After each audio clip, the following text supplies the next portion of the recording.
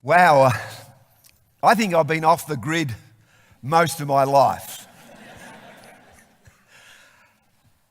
I've had to reinvent myself over and over again, reimagine. Unordinary is one of my favourite words.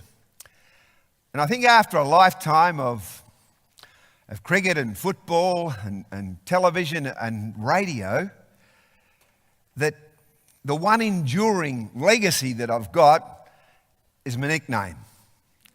Tangles. I'm a great lover of words and language. And I suppose if we just lose the T off tangles, then we end up with angles. Look at that. Now that seems pretty appropriate to me because with my bowling action, right arm over left ear roll, legs crossed at the point of delivery, biomechanically perfect. I was biomechanically perfect before it was even a word. Very hard to be good looking and pretty on your feet, and I rest my case, really. But also in architecture, T-squares. Young people might say, what's a T-square and a set square? But ink and pencil and papers, my love affair with a blank sheet of paper, I suppose you would say. But a little juxtaposition of one letter, say the letter E, and all of a sudden you go from angles to angels. Seems pretty scary coming from an old fast bowler, doesn't it, really? But that's where I'd like to start today. I'd like to talk to you about character angels, people that come into our life and they change the way that you act and think and believe and talk forever. I reckon if I said to each and every one of you, are there 3 or 4 people visibly that have come into your life and they've had a massive impact? Look at that. I think I've got a couple of heads nodding out there. There are so many invisible character angels out there, whether you're successful or not. A whole raft of people that have had a massive impact on us. I couldn't even begin to reciprocate the love and wisdom direction that I've been given right around the world by all sorts of people that have helped shape who I am today. Now, not all of those angels are the sort of characters that pat you on the back and say, look, you can do anything, go out there, grab it, and create your own future. Some of them are a little more confrontational. Norm Smith was my first AFL coach. Wow. Voted AFL, VFL Coach of the Century. Imagine a guy like that coming into your life. He travelled to Hobart to get a signature on a piece of paper so that I could play football for the Melbourne Football Club. Home ground, the MCG, huge grey concrete coliseum, 100,000 fans, 3 levels of humanity screaming their lungs out. Wow, you got to get a little bit of excitement there, haven't you? And so, isn't it incredible when someone comes into your house, or vice versa, your relationship with them changes forever. That big word, trust, comes into play, doesn't it? And he was smart, emotionally very intelligent, Norm Smith, because he said to me, in my lounge room, on the banks of the River Derwent, he said, don't think you're coming to Melbourne if you don't matriculate. Did I matriculate? Yes. And as he left my place through the door, he put his arm around me, and all of a sudden, he said to me, you know what? I reckon you'll make it in VFL footy. No one had ever said to me that I would in fact make it in VFL footy. You got no idea how good that made me feel. And of course, we had a bit of a barbecue organised. And I'll talk about my dad, Big Max, in a moment. He popped up. You can never trust him. He's always popping in and out of the screen there. But with Norm Smith, it was incredible because, all of a sudden I'd come to Melbourne and played cricket for the Melbourne Cricket Club. His son Peter was in the same team. We played a couple of games together. The second game we won. We had a celebration. I'll be honest, Peter and I had, in fact, maybe too many. And you know what it's like? You know, when you're in a room, in a place, and you think, gosh, I shouldn't be there. And Norm's wife, Marge, she was having an enormous conversation with Peter. You know, gee, I just didn't want to be there. And the next morning I wake up, Pete's distressed. Bang, tears out the back door. Normally you'd go with your mate, wouldn't you? You'd get a hand on the doorknob. Norm Smith, the red-headed bloke, he's sitting there, red and white fleck table. Everyone's mum had them, bullnose, aluminium trim, matching chairs. And he said, pull up a chair, son. And of course, I pull up a chair. I haven't eyeballed him yet. I'm watching the grouts go round and round. And then he started the for and against having a drink. He said, you've let yourself down, your mum down, your sister down. You've let Southern Tasmania, the Friends School, the North Hobart Cricket Club, and the Melbourne Footy Club, and you haven't even been to practice yet. But he said, you're big enough and ugly enough to make up your own mind. He said, we'll never discuss this matter again. And I suppose I didn't drink for the next 5 years. And I can trace back to that moment, that meeting, that conversation.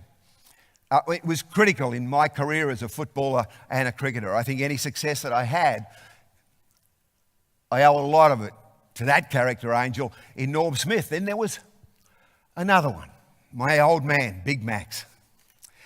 He was, not all of us can actually say that their dad or their mum, they're good mates with. But I was lucky. My dad was not only a great father, but he was also a good mate. And sometimes, you know, in that conversation about Norm Smith before, you know, you get excited and you need these character angels there. But when I was in Hobart, 4 or 5 of my sphere of influence said to me, Maxie, who do you think you are? What, you're going to Melbourne, the mainland as we call Australia, and you're going to be a VFL footballer, you're going to be a test cricketer and an architect? You're joking. They're dream takers. No one has a right to say to you that you'll be a no talent. You'll never amount to anything. You'll embarrass yourself. They are dream takers.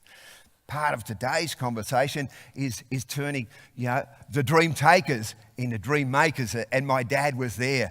Gosh, I used to dream of owning my own green baggy cap. I could feel the fingers over the green baggy. I could run my hand over the gold braid. I could smell the freshly cut grass at the MCG and the weight of 5.5 ounces of leather in my hand. I finally did get picked to play for Australia, and on the eve of my very first test match, a brown parcel. It's got the blazer, the tie, the cap, a couple of jumpers in it, and I took it home. You've got to share, haven't it? And I walked home. Through that door, my dad and my parents split up when I was about 13, and I could have a pity attack and say, poor old me, but life's about what you do to circumstance, how you get back, how you bounce back, what you do. And as I walked through the door, I grabbed the green baggy cap, which incredibly I keep in a brown paper bag. Where else would you keep it? And as I walked through that door, I looked across at my dad, Big Max, and there he is. He's got the builder's overalls on. He's got the pencil here, nail bag round here, hammer on the hip, grade 1 lawnmower haircut, straight over the top, 17.5 stone, barrel-chested, larger than life, enthusiasm plus tax. And I pulled on the green baggy like this. I looked at the old man and I said, what do you think of that? And he said, not bad.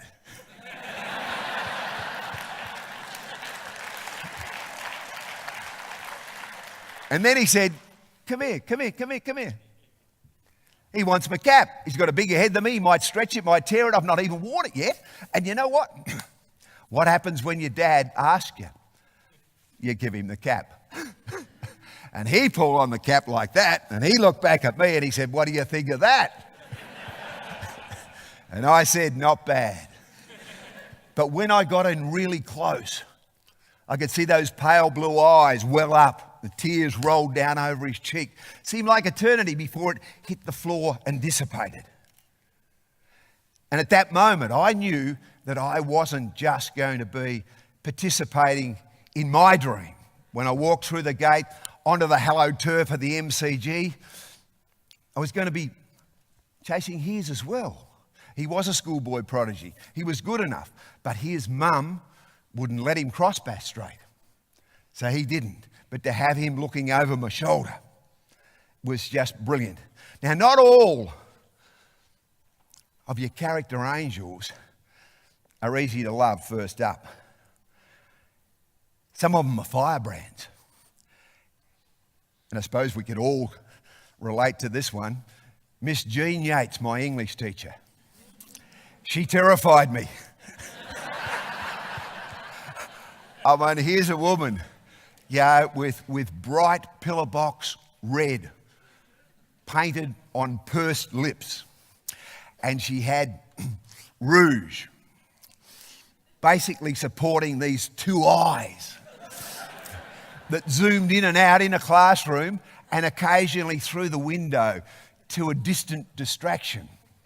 Part of the folklore at school was that she'd lost her fiancé in a war, tragically killed. I don't know, we'll never know whether or not that's true. But this woman, she terrified me. One day in class, friends Romans and countrymen, I've come to praise season.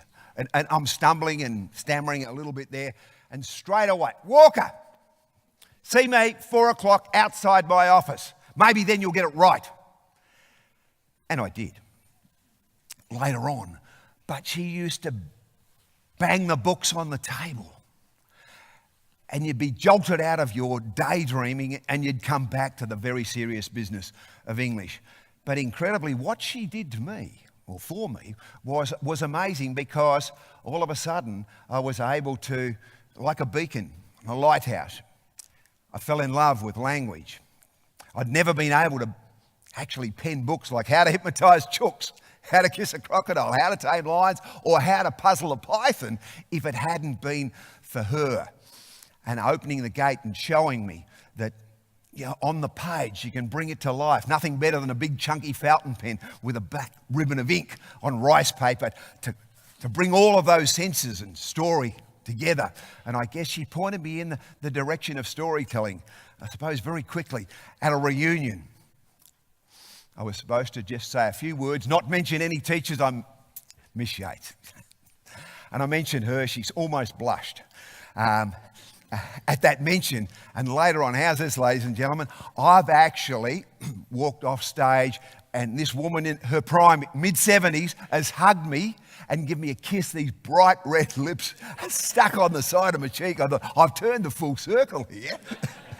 The other one that was really important to me, and I probably don't look or sound like an ABC or a radio commentator, but I found myself in a commentary box with a wonderful guy named Alan McGilvray. And the MCG. It was a big match. There was West Indies are playing Australia. There's 75,000 people there. It's 45 degrees. And I found myself in what was a little chook house. Corrugated iron, sliding glass windows. And Alan McGilvray's in the front. He's sitting there. He's got the cigarette hanging out of the corner of the mouth. Every time he spoke, the cigarette went up and down like that. Perspiration dripping down onto the chin, down there like that. Tie undone. Next to him is a dear little man named Jack Cameron, who was a statistician, and on the far side was, in fact, the expert comments man. And of course, out he comes. I've overtrained, bought a brand new suit for my first day on radio. How about that? So as I get in, Tanglefoot off the short run. 1, 2, 3, 4. Bang! I've kneed McGilvray in the back of the head. He's almost swallowed the lighted cigarette. Couldn't hit the cough button. The binocs are nearly gone through the glasses, and I know he's not happy. Have you ever been to a room like that? All I said was, oh. And the lump got bigger and bigger.